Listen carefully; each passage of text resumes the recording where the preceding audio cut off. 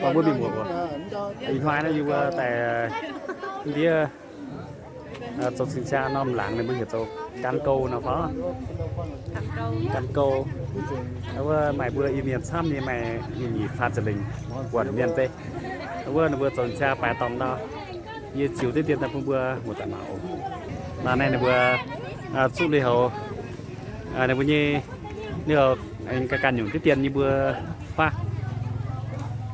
nè rồi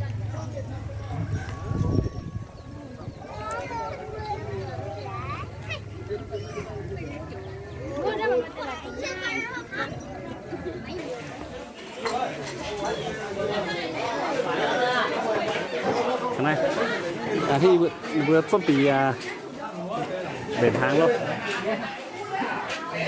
cái một điện thoại đấy à? Anh chơi điện thoại đâu?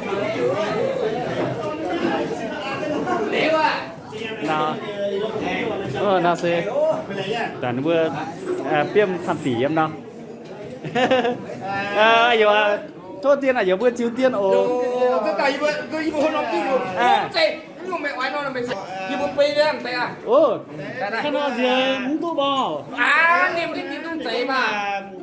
Thì vừa sửa chân này. Ồ, nó là mẹ cùng ai ra đó. Chị cho sao mà xây vừa chỗ ai liều nhưng mà tập tành. Tập bánh. Tập bánh chưa tập bánh hả? Thằng làm tập bánh với chí. Sâu phấn sâu à? Sâu chỉ xin phấn. Lắm chủ lắm. Này chơi gì thế nhưng mà cô tèn nhưng mà.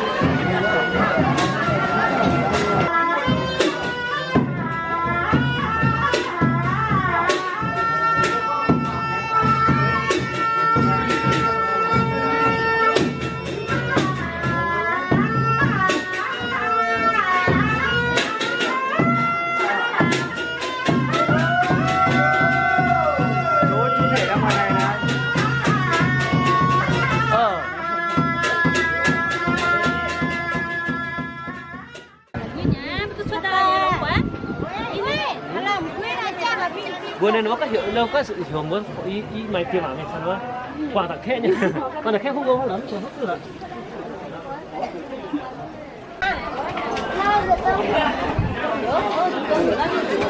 miền mùa như thôi mà bữa như chiếu tiết tiên ồ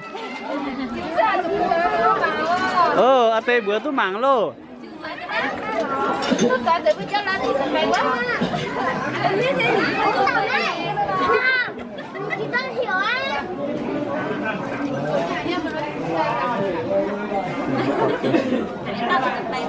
dẫn. 哪个本身在做过什么？2 lô á. Chị mới nhé nhà hàng ấy. À, có nhàn phi trang hao ốm nhé lọ.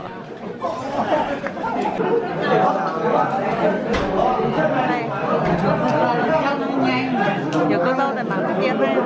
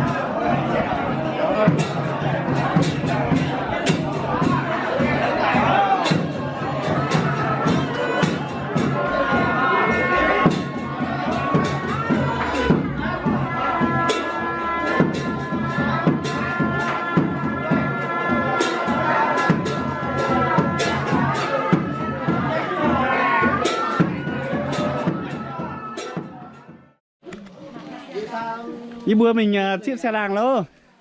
Chiếc nhá. Chiếc mình thăm đảng hết.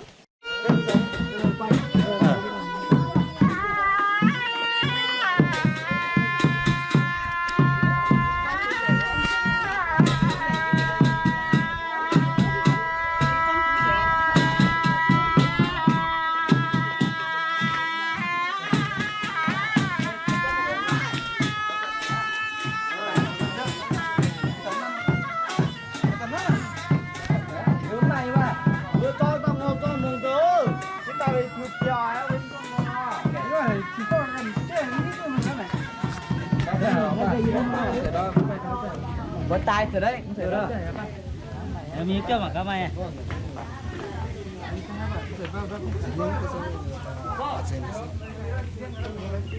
Ôi tao mà sẽ phó với tao ra.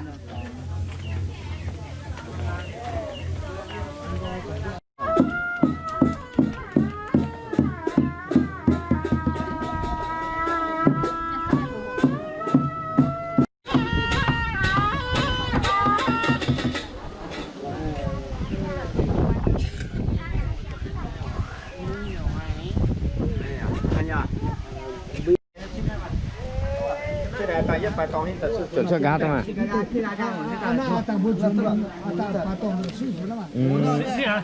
Chim đảng đấy. Ta thảo đảng vẫn luôn đấy. Này cũng ăn đảng.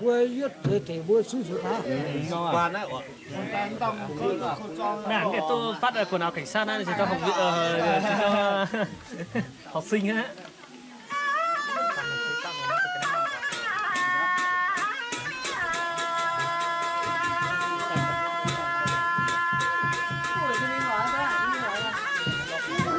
都还能带，这几行。爆点来了，我这来，他有看见的，挺漂亮。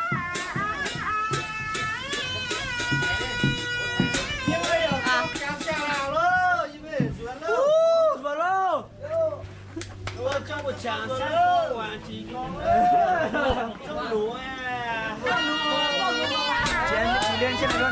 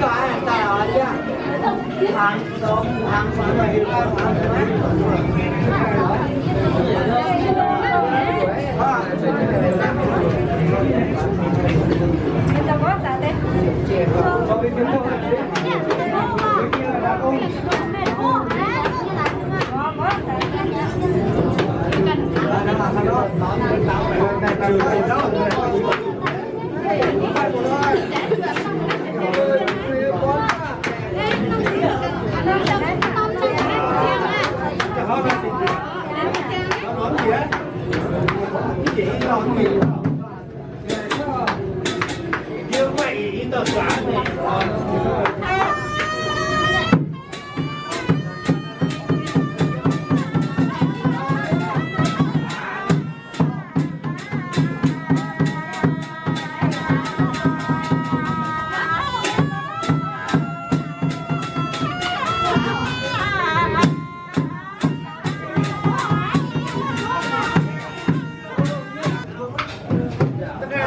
thì bên sạc xóa bên trong xe đấy, bên sạc xóa đấy.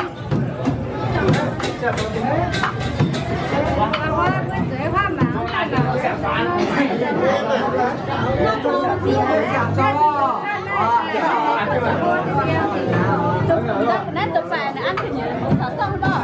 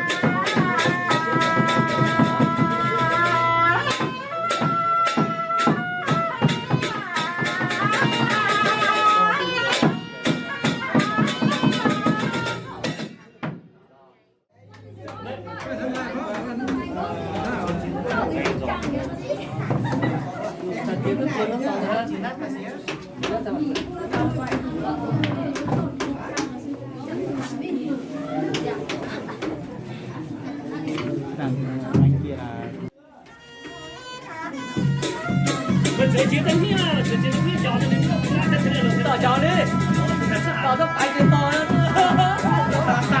那好像贵了。